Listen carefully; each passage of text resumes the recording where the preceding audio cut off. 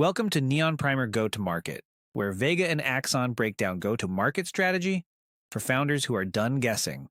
New episode every week. Right now, 2 out of every 3 people on the road fundamentally distrust their auto mechanic. Which is a huge barrier, honestly. It is. Yet, despite that massive hurdle, independent repair shops have this, hidden playbook to absolutely dominate massive multi-million-dollar dealerships in their local markets. Yeah, they really do. So if you were listening to this right now, whether you manage a local business yourself, or maybe you consult for small business owners, or you just have an intense curiosity about the mechanics of a hyper-competitive local economy, you have probably wondered how the independent underdog actually survives against corporate giants. Right, because it really is the ultimate David and Goliath scenario. Oh, really? I mean, Goliath has the nationwide loyalty program, the shiny waiting rooms, and an advertising budget that a small shop couldn't spend in 10 lifetimes. Yeah, exactly. Yeah. But David is far from defenseless. Very far. So today, this deep dive is entirely focused on extracting a data-driven blueprint for independent automotive mechanics and small repair shops to win big. And we have some incredible source material for this. We do. We are pulling from a remarkably comprehensive strategy document. It's titled The Most Effective Go-to-Market Strategy for Independent Automotive Mechanics and Small Repair Shops. And what makes this document really stand out is that it bypasses theory completely. Right, there's no fluff. Exactly. It is grounded in hard data and industry benchmarks from some real heavy hitters. Cox Automotive, Experian, AAA, the Bureau of Labor Statistics, and Bright Local. So we are diving into real consumer psychology, actual operational bottlenecks, and, the structural advantages that local shops possess, but often fail to utilize. It's all about finding that edge. Definitely. The mission for our deep dive today is to extract the exact mechanisms of this playbook. We are going to explore how a local service business can identify the absolute most profitable vehicles. Crucial step right there. And how they can bypass the industry's trust deficit by weaponizing digital transparency. And ultimately, how they must build a highly efficient operational engine on the shop floor just to survive the coming years. Okay, let's unpack this. Well, the best place to start is with the foundational error that almost every new small shop makes. Which is what? So when a business owner wants to capture a local market, the immediate instinct is to just cast the widest net possible. Yeah, get everybody in the door. Right. They hang up a giant sign that says, "We fix everything." And Yeah. they welcome any car, any make, any model, in any condition. Just because it represents immediate cash flow, I guess. Exactly. And, it sounds intuitive. Yeah, more cars rolling into the lot should equal more money in the register. Intuitive, sure, but the data proves it is incredibly inefficient. The first step in this strategy is actually learning how to actively turn down the wrong work. Turn down work. Yes, turn it down so the shop can exclusively target what industry data calls the aftermarket sweet spot. Okay, I want to dig into that term. What exactly constitutes the sweet spot for an auto mechanic? Well, according to Experian data, the sweet spot consists of vehicles in the 6 to 12 model year range. 6 to 12 years old, okay. Yeah, and if you look at the national landscape right now, that specific age bracket accounts for 35.2% of all U.S. light-duty vehicles. Wait, so we are talking about just over a third of all the cars on the road falling into this specific window. Exactly, and there's a very specific economic engine driving this sweet spot. Which is? So when a car is brand new, let's say 0 to 5 years old, the service cost per mile is only about 20 cents. Why, 20 cents, that's nothing. Right. The vehicle is practically taking care of itself. It requires basic oil changes, maybe some wiper blades, just standard preventative maintenance. So not a lot of margin there. Not at all. But once that vehicle ages past the manufacturer's warranty period and hits that 6-year mark, the service cost per mile skyrockets. How much are we talking? By the time that same car is 10 years old, the cost jumps to about $1.10 per mile. That is a staggering jump, from 20 cents to $1.10 per mile. Yeah, that is the window where the heavy lifting happens.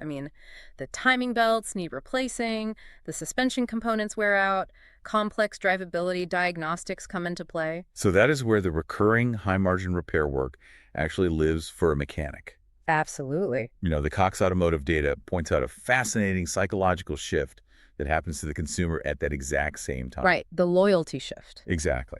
For the first 2 years of a car's life, the dealership absolutely owns the market.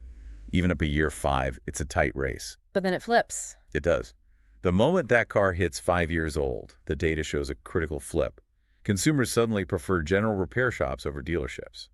It shifts to 33% preferring the independent shop versus 31% holding on to the dealer. If we connect this to the bigger picture, this structural advantage for the independent shop exists because of how the two business models fundamentally operate. Oh, so? Well, the dealership is built to rely on brand loyalty, warranty coverage, and highly vehicle-specific knowledge. Their entire infrastructure is designed to service cars that are under warranty. Okay, that makes sense. But once that warranty umbrella fades, the independent shop can win on proximity, convenience, and genuine relationship building.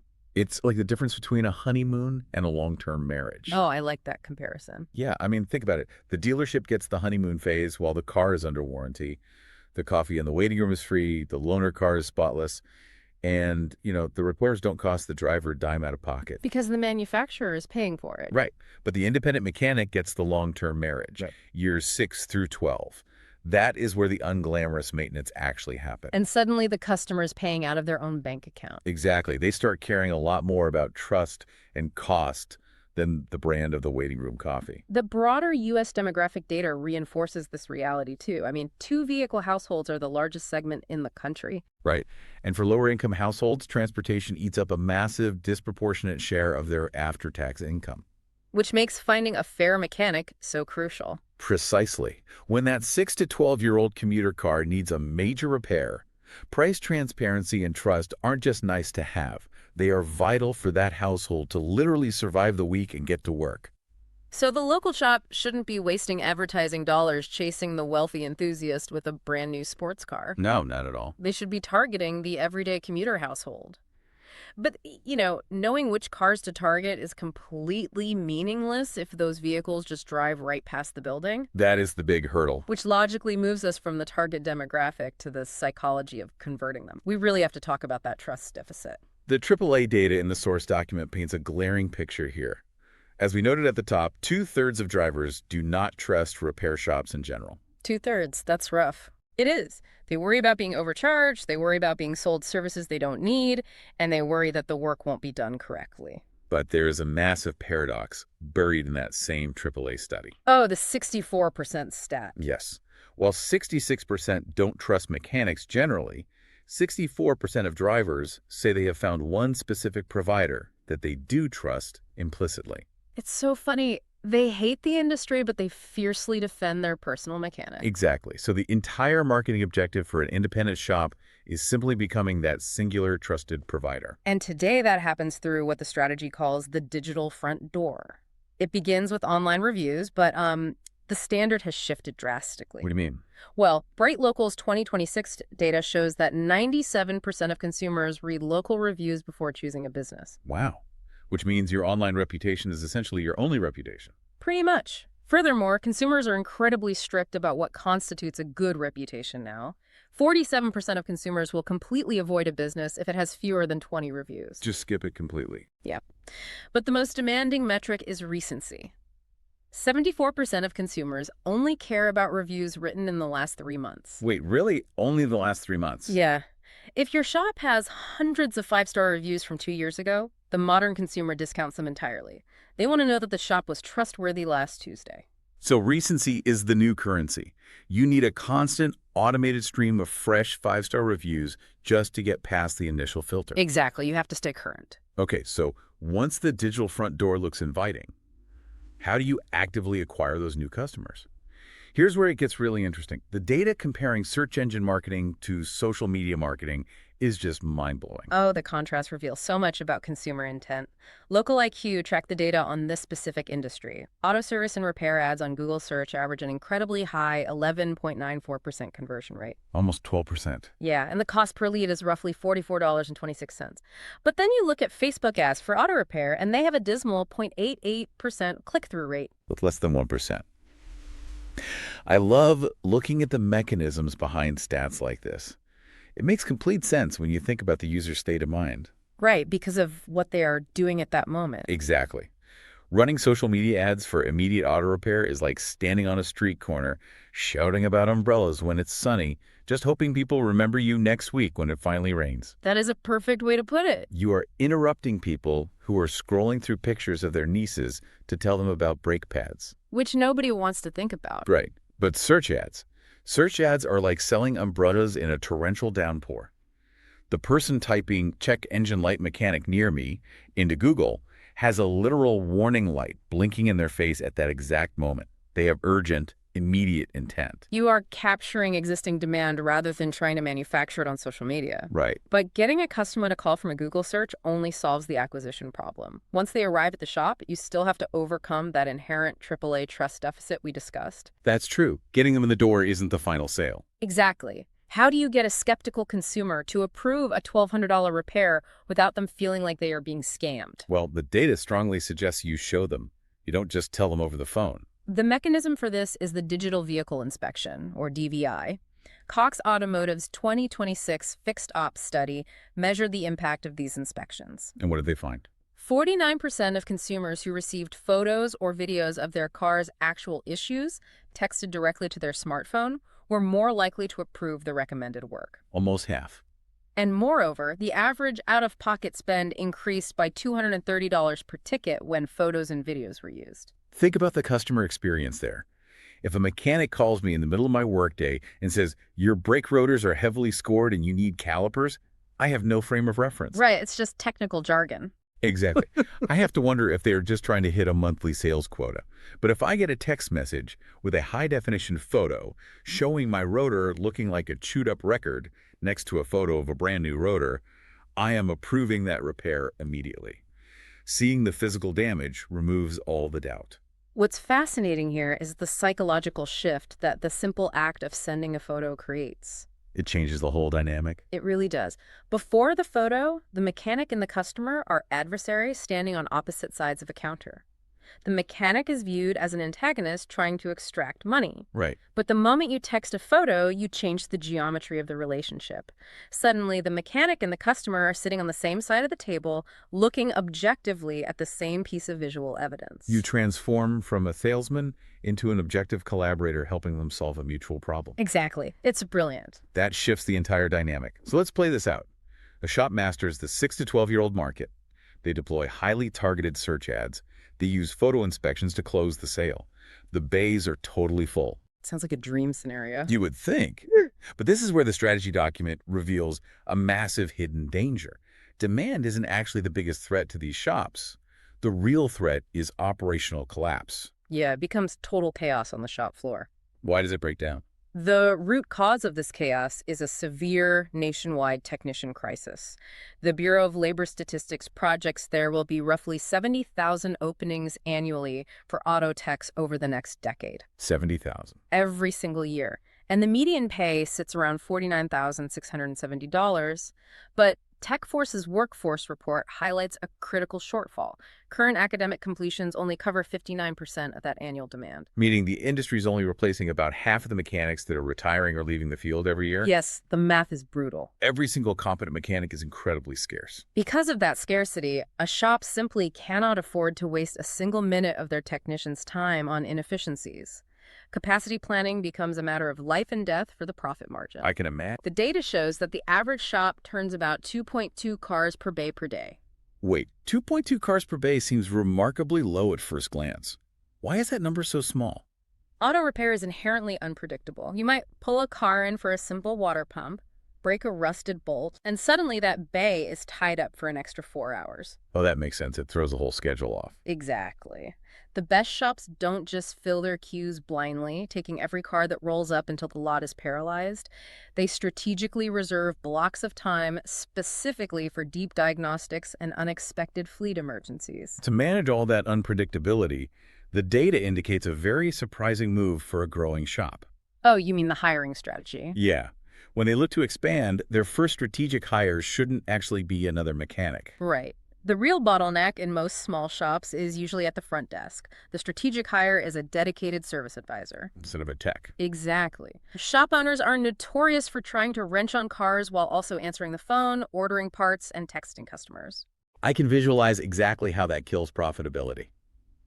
It's like having a Michelin star chef standing completely idle in the kitchen because the owner is out front bussing tables and taking drink orders. That's a great way to picture it. The mechanic in the bay is standing there with a wrench in hand, burning expensive bay time, just waiting for the owner to finish arguing with a parts supplier so they can get authorization to proceed. And a service advisor absorbs all of that friction. They manage the customer communication, the estimates, and the parts ordering, ensuring the physical bays stay continuously productive. Keeping the money-making engine running. Exactly. But measuring that flow requires extreme operational discipline. Ratchet plus Wrench's 2025 survey found that shops that simply track their key performance indicators, their KPIs, are twice as likely to hit $1 million in revenue compared to shops that fly blind.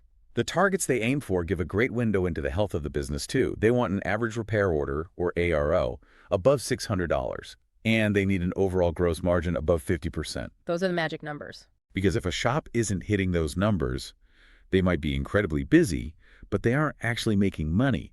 They're just moving metal around the lot. Achieving those numbers requires ruthless efficiency. So if a shop gets all of this right, they master the gas car sweet spot, they implement the digital front door, they fix their operational bottlenecks, they still have a massive existential threat on the horizon that could render all of this moot. Electrification. Yes, the EV elephant in the room. I actually want to push back on the strategy document's advice here, because it feels completely counterintuitive to everything we hear. Oh, really? Let's hear it. We see headlines every day about the EV revolution. The media makes it sound like internal combustion engines are total dinosaurs. Shouldn't these independent shops be immediately pivoting all their resources, buying all the high-voltage tools, and rebranding as pure EV specialists just to avoid going extinct? Why does the data say holding back is financially smarter? This raises an important question, right, about the massive difference between future media narratives and the actual vehicles driving past the shop today. Okay. The strategy advises shops to serve two service curves at once. You have to look at the installed base of vehicles currently on the road. Experience data reports there are about 5.5 million pure battery electric vehicles in operation in the U.S. 5.5 million. But there are 11.7 million hybrids. Hybrids outnumber pure EVs by more than 2 to 1. Wow, okay. And pure EVs require a completely different operational setup. Completely different. They don't need oil changes. Their brakes last significantly longer because of regenerative braking. I mean, the routine maintenance volume just isn't there yet to keep the bays full.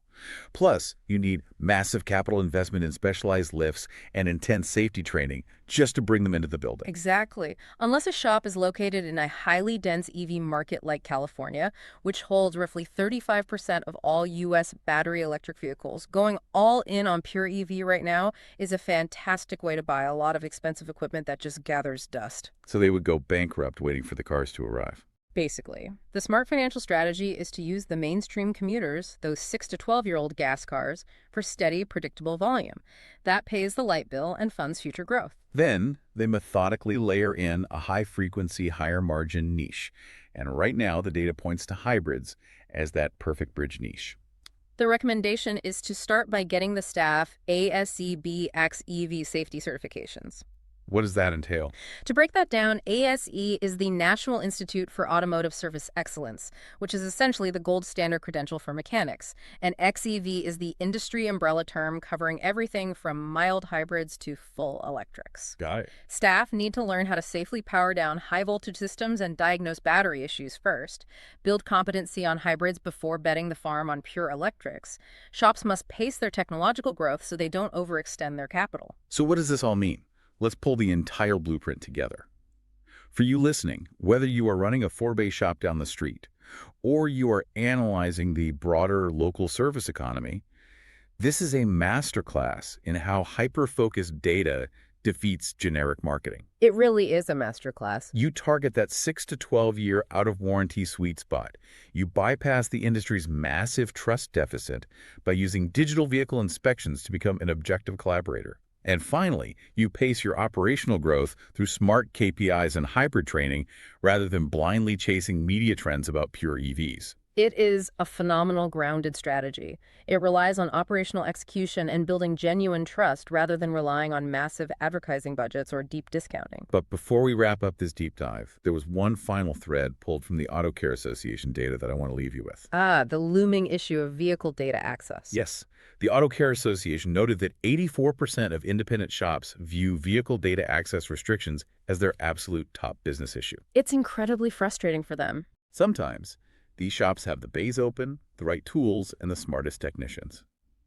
They are completely capable of fixing a car physically, but they are forced to send the customer back to the corporate dealer simply because the manufacturer has locked the diagnostic software code behind a digital wall. Because the modern car is no longer just a mechanical machine, it is a rolling network of computers. So here is the question for you to ponder.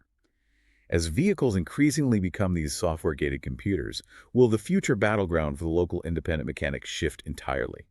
Will it move away from having the best physical wrenches and the most efficient service advisors and instead become a fierce, high-stakes legal battle for the right to repair the software code itself? It's a very real possibility. Because if a shop can't read the code, they can't fix the car, no matter how perfectly they execute this strategy.